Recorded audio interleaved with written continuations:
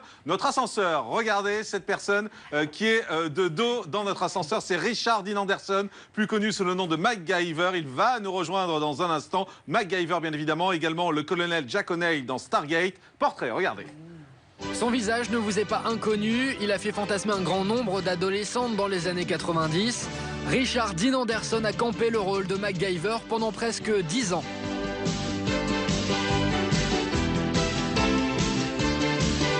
Intelligent et ingénieux, MacGyver est devenu célèbre autant que son couteau suisse rouge avec lequel il résolvait de nombreux problèmes.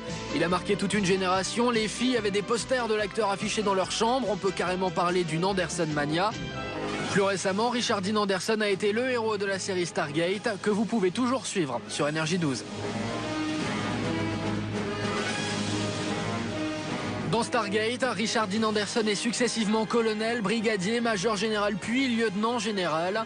Richard Dean Anderson, personne ne l'a oublié et les nombreux fans vont être heureux de le retrouver ce soir sur notre plateau. Alors que devient-il? Va-t-il poursuivre sa carrière? Quels souvenirs garde-t-il des années MacGyver?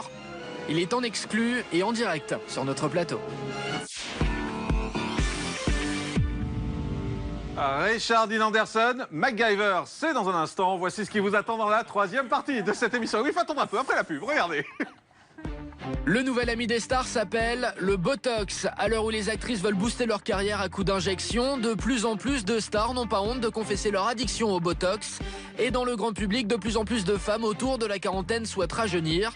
Alors pourquoi ce produit de luxe est devenu le produit tendance du moment? Et surtout, est-il dangereux? Enquête. C'est un événement dont vous êtes en direct puisque Richard Dean Anderson, plus connu sous le nom de MacGyver, est ce soir en exclusivité sur notre plateau. De MacGyver au colonel Jack O'Neill dans Stargate SG1, il a enchaîné les séries cultes dans le monde. Il sera avec nous. Également le zapping, l'actu média et n'oubliez pas, vous pouvez réagir en direct pendant toute l'émission avec le hashtag Morandini. Attention, sur Énergie 12, vous êtes en direct.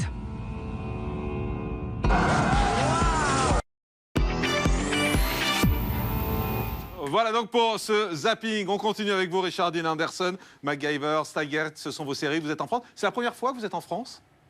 Non, non. Vous êtes déjà venu plusieurs fois? Came already? Yes, but 3 or 4 times. Une fois, oui. Vous aimez la France? Do you like France? I love it. J'adore. I especially love the southern part. J'adore surtout le sud de la France. I rented a Porsche 911. J'ai loué une Porsche Turbo 911 une fois et je me suis baladée là-bas. Mais je croyais que vous défendiez la nature, non? Oh yeah, this is a long time. Ah oui, c'était il y a longtemps. Alina. Oh Richard, déjà, je suis extrêmement émue de vous voir. J'étais amoureuse de vous quand j'étais petite, il faut que vous le sachiez. Ça, c'est la première chose. Et la deuxième chose, est-ce que vous savez ce que c'est ça? Comment ça s'appelle? Parce que MacGyver avait un couteau suisse, mais ça, est-ce que vous savez comment ça s'appelle? Eh bien, ça s'appelle un MacGyver. Montre-le, montre-le. That's a Je sais pas. leather. This is a MacGyver in This France. is a MacGyver. It's called a MacGyver. In front? Yes. Yes! And this is for you. Vas-y. Oh. Merci. Oh, Oh, je peux mourir tout de suite. ouais, très fort. Question de Catherine. Oui, est-ce que Elle est toute troublée. MacGyver, c'était un bon plan pour draguer des filles?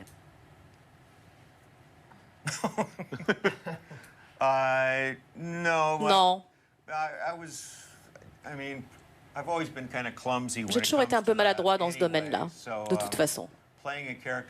Donc le fait de jouer un rôle à la télé ne m'a pas aidé. Question de François Viau. Alors moi, je me suis toujours pris pour MacGyver, mais le problème, c'est que j'avais un tout petit couteau suisse. Non, en relisant votre biographie, je lisais que vous aviez le projet de faire un film de MacGyver depuis 2003. Comment ça se fait que vous ne l'ayez pas fait? On est en 2012, depuis tout ce temps. For MacGyver? Oui, le film. You know, there have been rumors that. Vous savez, il y a eu beaucoup de rumeurs à ce sujet sur un film.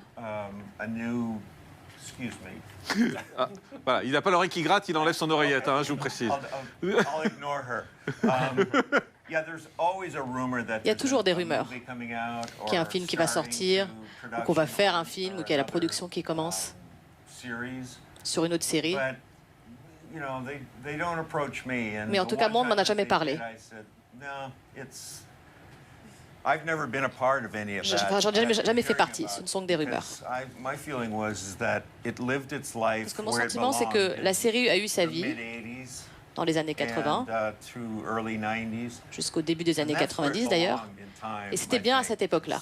Vous aimeriez faire le film? Well, I wouldn't want to be in it. J'aimerais pas être dans le film, en tout cas. Déjà parce que je suis trop vieux et gros. Oh non, bah, voilà, ça, on voit, allez, on va s'intéresser à On aura tout lu. Ce sont la une des journaux aujourd'hui. On va s'intéresser à la une du magazine Closer qui décide de prendre aujourd'hui la défense d'Anissa Delarue, la veuve de Jean-Luc Delarue, qui serait menacée selon le magazine et qui vivrait l'enfer depuis 3 semaines. Le journal titre Seul face à la haine. Marie, qu'est-ce que vous pensez de ces unes qui se multiplient? De la rue, ça m'intéresse pas du tout. J'en ai ras-le-bol total d'entendre parler de l'after de la rue. Voilà, il est François, mort, c'est très qu'est-ce triste. que vous pensez de ces unes qui se multiplient sur de la rue? Non, moi je trouve que c'est au contraire très bien comme ça. Enfin, on comprend la vérité et l'affaire de famille qu'il y a derrière. Ça ne nous regarde Moi, je pense pas. qu'il faut juste le laisser reposer en paix. Il a un enfant et là, c'est glauque. Catherine, vous avez vu quoi dans la presse qui vous a intéressé? Alors j'ai lu un article sur la dépêche.fr qui est quand même allé dénicher Christophe et Julie Le Loft 1 du Loft 1. Ah oui. Voilà. Donc qu'est-ce qu'il y a à retenir de ce papier? Pas grand-chose. Donc, ils vont bien, ils travaillent, ils sont toujours très amoureux. Ça fait 11 ans qu'ils sont ensemble, ils ont 2 enfants.